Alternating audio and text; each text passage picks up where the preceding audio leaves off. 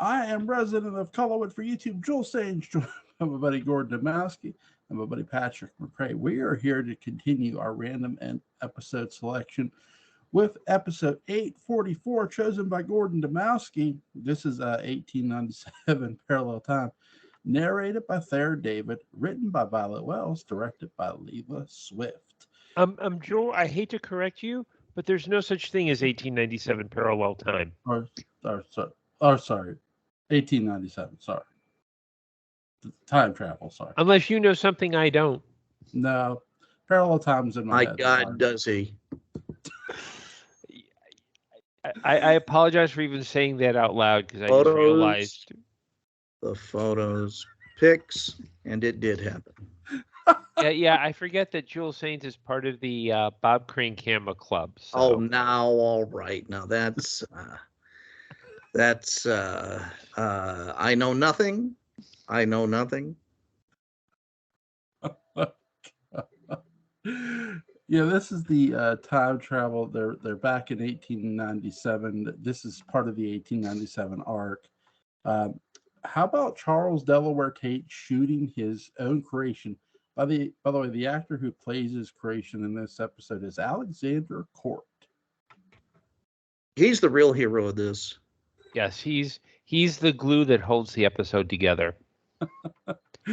He's gonna get shot by Charles Delaware Tate, Roger Davis's character, and Tim Shaw's got some questions for Mr. Charles Delaware Tate, and that's some very weird question. That's a very, very odd conversation takes place between these men.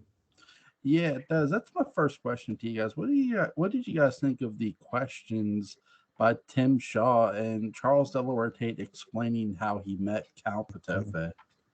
Do you know who wrote this episode? Violet Wells. Who? Violet Wells.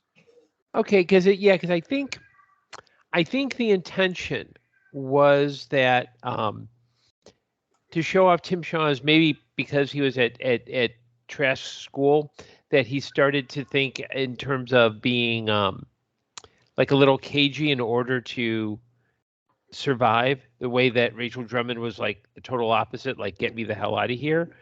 I wonder if Wells was trying to start the conversation about, okay, what do you know about this, with some really, in her mind it was neutral, but the actors play it differently. The actors are playing a very, very specific subtext in this. Yes, I think it's very obvious. Yeah, and I was trying to be subtle about it. So, well, Violet Wells wasn't, or no, Violet Wells was. Roger Davis and Don Briscoe were not. Mm-hmm. Well, Roger Davis, he doesn't really want to talk about it at first until Tim Shaw's like, no, you need to sit down and talk to me about this, and basically about how he can bring what he paints to life. I mean, we've sort of known that for a while, but here when you see Alexander, because Tim Shaw was trying to make Alexander Court's character talk, but obviously that's not going to happen because Roger Davis is Charles Delaware Tate shoots him dead, and he just slowly disappears and disintegrates. And the conversation of talk to me about this, and he starts explaining how he was painting in Europe or France, I believe, and he said that's where he met Count Patofe, as if Count Patofe appeared out of nowhere. And that's funny, that's sort of how Aristide described Patofe appearing out of nowhere to him as well. Not in France, but still. As if in a dream. Yeah, in a weird way. It's very creepy how Patofe just seems to be either in the right place at the right time, or he just materializes out of thin air. Well, it's that old urban legend about if you say Count Patofe's name rapidly in succession 3 times while standing in front of a mirror, he'll show up behind you and have a big bag of candy. It's just a tap of the foot from under the stall door, and there he is. Hey, I watched Candyman last night after we ended our podcast, by the way. Rewatched. Oh, my God. Oh, man. I'm going to have to learn to keep my mouth shut during these podcasts because it's like no matter what I say, Jewel has has a unique answer for it. His yes. Oh my god! Like at least Patrick, I expect a curveball because I'll ask him outrageous questions, so he will give me that.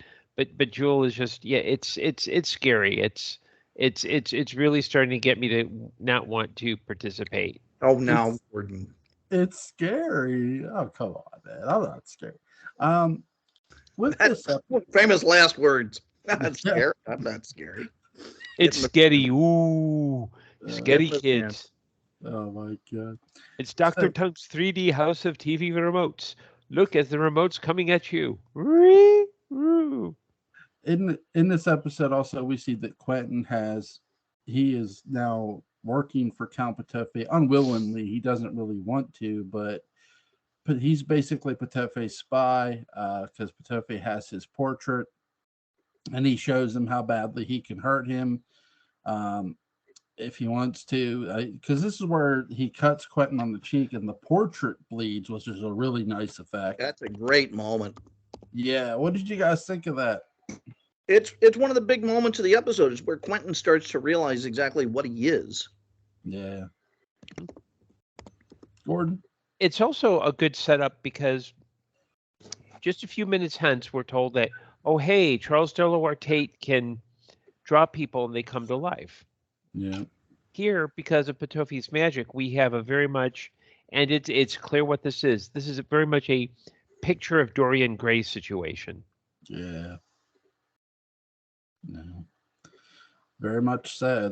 They're using the Dorian Gray sort of storyline in a way to tie up this, which is nice. Obviously Dan Curtis was a fan of classic movies, classic monsters. So why not? I mean, we've seen Frankenstein in the sense of Adam. We've seen, so why not this? Which I enjoy. I like the fact that they're using Charles Delaware Tate as part of this story because the big hook for me was finding out he worked for Patofe. It's like, you son of a bitch. It's like, really you work for him? And then you find out that he really doesn't like Count Patofe. And here's the thing too, in this arc, he's going to go on to just despise and hate Quentin Collins. I can't say he's wrong for it, but he just does. And I mean, here's a guy who was all too willing to paint Quentin's portrait. He was sort of giddy about it and taunting about it in a weird way.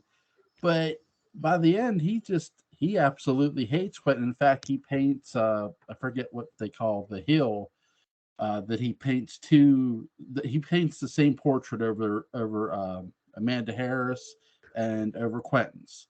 He paints the same exact thing.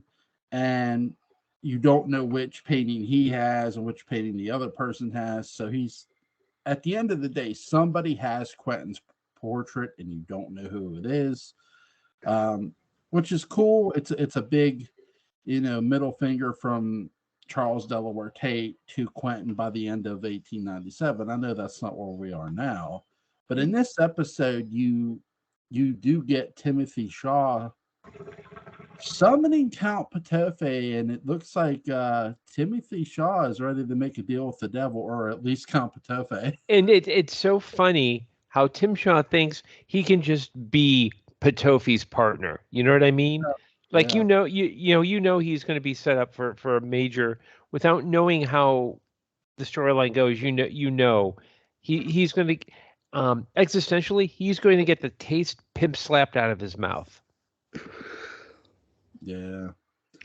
I mean, he tells Patofe, hey, what if you could have an army that you could control?